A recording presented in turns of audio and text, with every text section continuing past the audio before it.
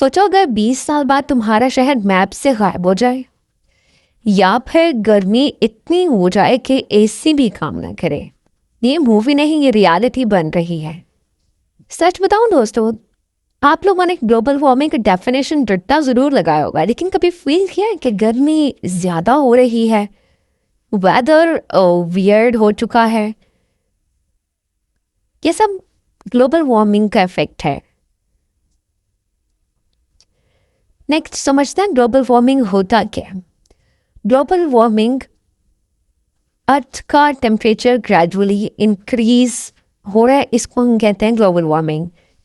क्यों हो रहा है? ग्रीन हाउस गैसेज हैं, फिर उनका वो हीट ट्रैप कर रहे हैं। हीट ट्रैप करने की वजह से टेम्परेचर जो है वो इंक्रीज हो रहा है।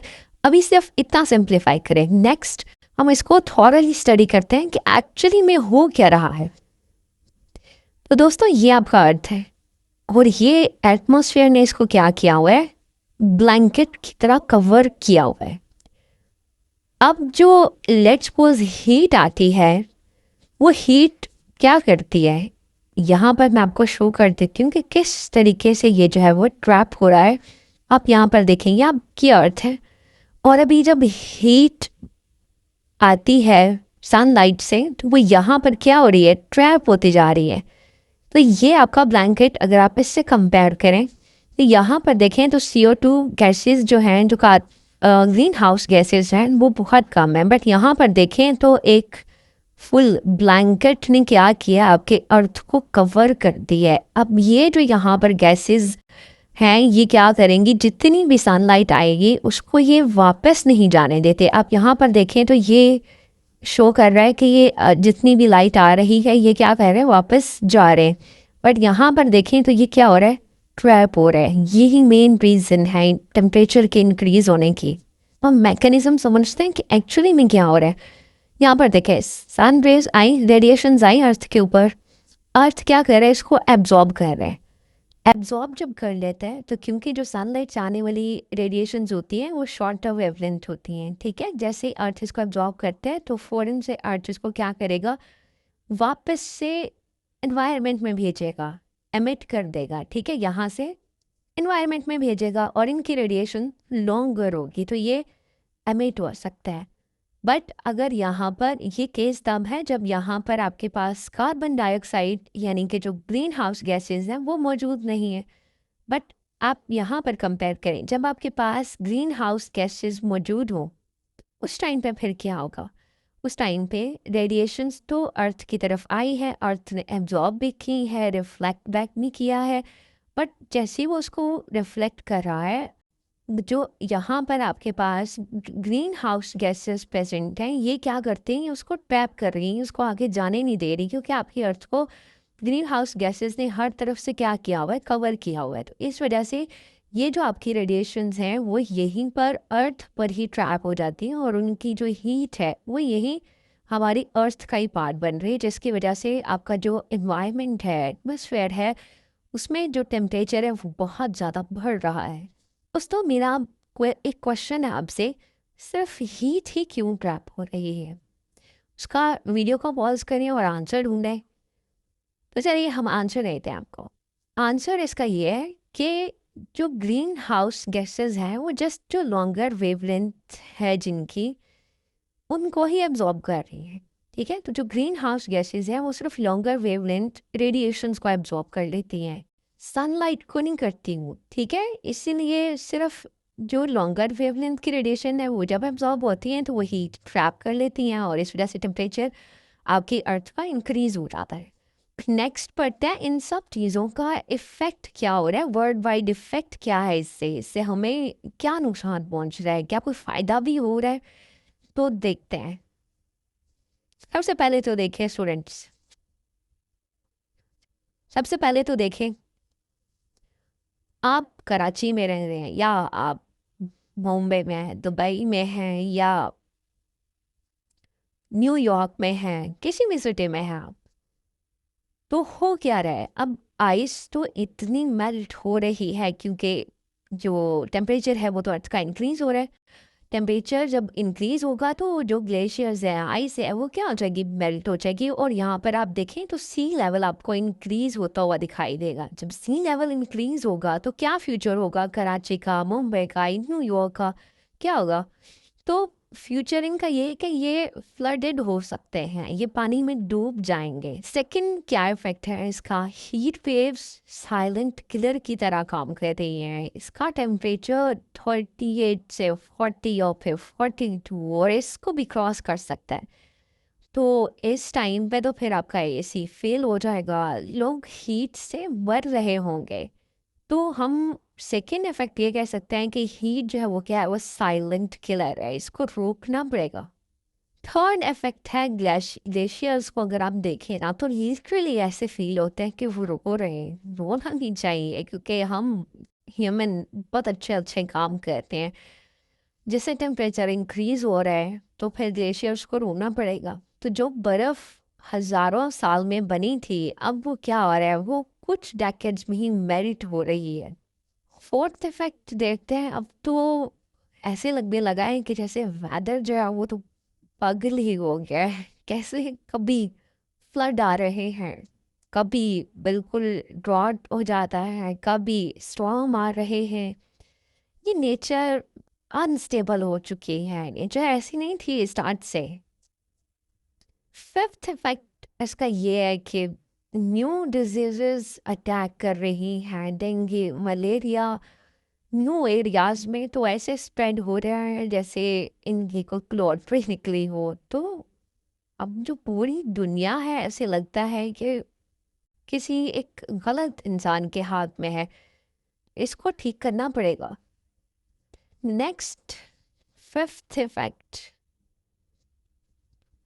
एनिमल्स एक्सटिंक्ट हो रहे हैं, पोलर बियर्स, कोरल रीफ्स, ये सब अपना अपना घर खो रहे हैं। इनके घर ही नहीं है जहाँ पर ये रहते थे। अब जो है वो आइस मेल्ट हो चुकी है, सी लेवल्स इंक्रीज हो चुके हैं, तो ये अपना घर खो चुके हैं। That is very heart breaking कि हम इवन एनिमल्स के साथ भी जस्टिस नहीं कर पा रहे। सेवंथ इफेक्ट बहुत ही इंटरेस्टिंग फैक्ट है।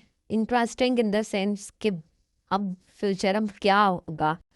फ्यूचर में तो आपको अब खाना भी नहीं मिलने वाला, एक रोटी भी नहीं मिलने वाली। कैसे? क्योंकि जो क्रॉप्स हैं वो फेल हो रही हैं, क्रॉप्स ग्रो नहीं कर पा रहे। अगर आप ग्लोबल इम्पैक्ट देखें ईयरली तो ये डाउन हो रहा है, इसका यील्ड, क्रॉप यील्ड ही नहीं है, कम से कम आपको गंदम मिल रही है। तो खाना कहाँ से मिलेगा? तो फ्यूचर में तो अब समझें कि रोटी भी एक लग्जरी है। जिसके पास एक भी रोटी होगी तो हम उसको तो सिर्फ यही समझेंगे कि वो दुनिया का अमीर तरीन इंसान है। तो ऐसा भी कुछ हो सकता है, सोचे। एट्थ इफेक्ट, फॉरेस्ट फायर्स जो हैं। जब फॉरेस्ट फायर हो रही होती है तो सिर्फ जंगल नहीं जल रहे होते, हमारी जो या जो ट्रीज हैं सिर्फ वही नहीं जल रहे, हमारी ही ऑक्सीजन उनके साथ जल रही है। सोचे हम ऑक्सीजन भी नहीं होगी, खाना पहले नहीं है, ऑक्सीजन भी नहीं है, अब घर में रह भी नहीं सकते क्योंकि वो फ्लडेड है। और एनिमल्स तो वैसे ही हमने उनके घर तबाह कर दिए हैं। तो सोचें कि लाइफ कैसे होगी, किस डायरेक्शन में जाएगी लाइफ।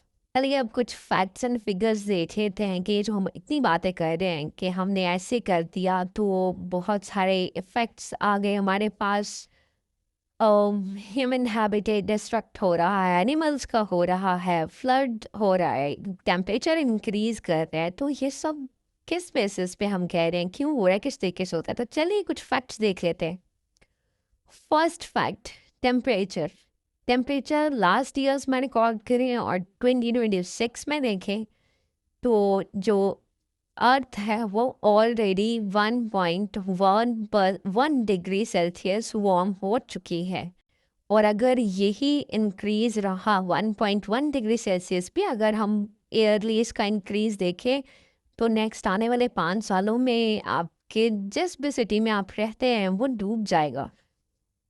सेकेंड फैक्टर देख लेते हैं, आइस लॉस कितना हो रहा है। तो लास्ट जो ईयर में देखा गया है that is 280 billion tons 280 billion ton से बहुत बहुत बड़ा नंबर है। इतनी जो आइस है वो हम पर ईयर ग्रीनलैंड में खो चुके हैं। ये आइस आइस नहीं है, पानी बन चुका है। तो ये पानी कहाँ जाएगा? ये हमारे घरों में आएगा। नेक्स्ट फैक्टर देख लेते हैं, सी लेवल। सी लेवल कितना राइज हो चुका है? तो 1900 से अब तक 20 सेंटीमीटर सी जो है वो ऊपर आ चुके हैं। तो मतलब अब हमारे घर तो समझो गए। नेक्स्ट जो फैक्टर है वो है कार्बन डाइऑक्साइड लेवल। तो कार्बन डाइऑक्साइड लेवल पहले कितना था, अब कितना है, इसको देख लेते हैं। पहले 280 ppm था, पार्ट्स पर मिलियन, और अब ये कितना है? 420 प्लस ppm है। आप सोचें, जब मैंने आपको अर्थ दिखाया था तो उसके अराउंड मैंने एक ब्लैंकेट बनाकर दिखाया था आपको कि ये ब्लैंकेट ग्रीन हाउस गैसेस का है, मेनली कार्बन डाइऑक्साइड है उसमें। तो ये जो कार्बन डाइऑक्साइड है वो 280 ppm से इंक्रीज होकर 420 प्लस तक जा चुकी है। तो सोचें कि आपकी अर्थ का टेम्परेचर किस लेवल तक जो है वो इंक्रीज हो सकता है। तो आपका जो जिस भी सिटी में आप रहते हैं, तो या तो आप पानी से मर सकते हैं या फिर आप टेम्परेचर से मर सकते हैं। अब नेक्स्ट थोड़ा ये देख लेते हैं कि ये जो इतनी तबाही है, लोग मर रहे हैं, जानवर भी नहीं बचे, तो ये कौन सी कंट्रीज़ हैं स्पेसिफिकली जो ये सब में अपना अपना कंट्रीब्यूशन दे रहे हैं। तो हम थोड़ा सा उसको भी चेक कर लेते हैं। तो हम देख लेते हैं कि ये इतनी तबाही जो हो रही है कि ह्यूमन के एक्सटेंड होने के चांसेस हैं, और एनिमल्स को हम वैसे ही एक्सटिंक्ट कर चुके हैं। तो कौन कौन सी कंट्रीज़ हैं जो इसमें मेजरली पार्टिसिपेट कर रही हैं? तो चाइना फर्स्ट नंबर पर है इस रेस में। 30% तक कंट्रीब्यूशन है इंसानों को, जानवरों को मारने में through global warming. USA 14% contribution कर रहा है। फिर इंडिया 7% कंट्रीब्यूशन कर रहा है। पाकिस्तान लेस देन 1% कंट्रीब्यूशन कर रहा है। बट इफेक्ट तो इंडिया और पाकिस्तान में भी विजिबल है। अब हम थोड़ा सा फैक्ट भी देख लेते हैं। यूएसए जो है उनकी लाइफस्टाइल, लग्जरियस लाइफस्टाइल की वजह से हमें ये सब फेस करना पड़ रहा है। और इंडिया की पॉपुलेशन वैसे ही अब फर्स्ट और सेकेंड नंबर पर है, तो इनकी पॉपुलेशन फैक्टर की वजह से ये सब हो रहा है। साथ ही अगर पाकिस्तान का चेक करें तो पाकिस्तान लेस देन 1% कंट्रीब्यूट कर रहा है, लेकिन यहाँ पर इम्पैक्ट जो है वो सबसे ज़्यादा नज़र आता है। तो दोस्तों, अब आप कमेंट करके बताएं कौन ज़्यादा रिस्पॉन्सिबल है, यूएसए, चाइना, इंडिया या फिर पाकिस्तान? कौन ज़्यादा रिस्पॉन्सिबल है? सोचें और कमेंट करें और लाजमी बताएं। नेक्स्ट देख लेते हैं, चाहे यूएसए या चाइना मेजरली कंट्रीब्यूशन कर रहे हो, इंडिया 7% कर रहा हो, लेकिन सोल्यूशन तो इंडिविजुअली आपको कुछ ना कुछ करना पड़ेगा, ग्लोबली भी करना पड़ेगा, लेकिन इंडिविजुअली क्या करना पड़ेगा उसको हम देख लेते हैं कि क्या कर सकते हैं हम। पहली चीज़ है जो हम कर सकते हैं वो ये है कि हम एनर्जी सेव करें, रीन्यूएबल सोर्सेज ढूंढें, जैसे सोलर प्लेट्स हो गई, सोलर एनर्जी को यूज़ कर सकते हैं। सेकंड, आप ट्रीज़ प्लांट कर सकते हैं। जितने ज़्यादा आप ट्रीज़ लगाएंगे, प्लांट लगाएंगे, उतनी ही ज़्यादा कार्बन डाइऑक्साइड कैप्चर होगी, क्योंकि प्लांट्स को कार्बन डाइऑक्साइड चाहिए, तो वो जितना कैप्चर करेंगे उतना आपके इन्वायरमेंट का टेम्परेचर जो होगा वो बैलेंस्ड रहेगा। नेक्स्ट आप क्या कर सकते हैं, आप रिसाइकलिंग यूज़ कर सकते हैं, वेस्ट प्रोडक्शन को कम कर सकते हैं। ये भी आप एक काम कर सकते हैं। फोर्थ, आप क्या कर सकते हैं, पब्लिक ट्रांसपोर्ट यूज़ करें ज़्यादा से ज़्यादा, ताकि जो इमिशंस हैं कार्बन डाइऑक्साइड या ग्रीन हाउस गैसेस की वो ना हो। अगर नहीं होगे तो एनवायरनमेंट का ऑब्वियसली पार्ट नहीं बनेंगे, टेम्परेचर इंक्रीज नहीं होगा। तो आप ये भी कर सकते हैं अपने तौर पर, तो आपको करना ही करना है। आप क्या काम कर सकते हैं, आप रीन्यूएबल एनर्जी सोर्सेज तलाश करें, आप ट्रीज प्लांट करें जितने हो सकते हैं, आप रिसाइकलिंग भी ध्यान में रखें, और पब्लिक ट्रांसपोर्ट को जितना सपोर्ट कर सकते हैं करें, और पार्टिसिपेट करें पब्लिक ट्रांसपोर्ट में। ग्लोबली अगर देखें तो अगेन रिन्यूएबल एनर्जी सोर्सेज ज़्यादा से ज़्यादा इंट्रोड्यूस करवाने की ज़रूरत है। एफॉरेस्टेशन की ज़रूरत है ताकि इकोसिस्टम मेंटेन रहे। ग्लोबली हमें प्लांट्स को लगाने के लिए जो है वो डिफरेंट स्कीम्स निकालनी चाहिए, लोगों को अर्ज करना चाहिए, मोटिवेट करना चाहिए, रिसाइकलिंग करनी चाहिए ग्लोबली। इसके लिए कुछ स्टेप्स लेने चाहिए। फिर जो ट्रांसपोर्टेशन है इसके लिए कुछ ऑल्टरनेटिव जैसे इलेक्ट्रिक मोबिलिटी है उसको यूज़ करना चाहिए। तो इस इन सब चीज़ों के लिए अवेयरनेस तो बहुत ज़रूरी है। अवेयरनेस जब तक नहीं होगी ना लोग ट्रीज़ प्लांट कर सकते हैं, ना तो वो इलेक्ट्रिक मोबिलिटी की तरफ मूव कर सकते हैं। तो फिर ये सब चीज़ें जो है वो थोड़े ज़रूरी हैं। और तो दोस्तों आप लोग खुद अपने ओन पर भी कोशिश कर लें कि आप अगर अवेयरनेस दे सकते हैं और खुद पार्टिसिपेट कर सकते हैं तो आप इस वीडियो को भी शेयर कर दें ताकि लोगों को और भी अवेयरनेस मिल सके। तो अवेयरनेस जो है वो एक बेस्ट सोल्यूशन है। अवेयरनेस होगी तो लोग स्टेप्स ले सकेंगे। अब ये स्टेप्स तो बहुत छोटे छोटे से हैं लेकिन जब मिलियंस लोग करेंगे तो फिर उसका इम्पैक्ट भी आपको बहुत बड़ा नज़र आएगा। यूएस में, चाइना में, इंडिया में, पाकिस्तान में, हर जगह आपको नज़र आएगा। तो कोशिश करें, आप भी कोशिश करें और लोगों को मोटिवेट करें। तो आप ये सोच कर करें कि ये सिर्फ एग्ज़ाम का टॉपिक नहीं है, ये आपकी फ्यूचर लाइफ का इशू है। और अगर आप सीरियस हो तो व्हाट्सअप चैनल भी ज्वाइन करो जहां आपको नोट्स मिलेंगे, टेस्ट, रियल गाइडेंस मिलेगी और ऐसे ही सोशल इश्यूज़ पर बहुत सारी चीज़ें, उनके सॉल्यूशंस भी हम शेयर करेंगे। और इस वीडियो को शेयर करो ताकि अवेयरनेस जो है वो ज़्यादा से ज़्यादा हो सके, क्योंकि अवेयरनेस ही सोल्यूशन है।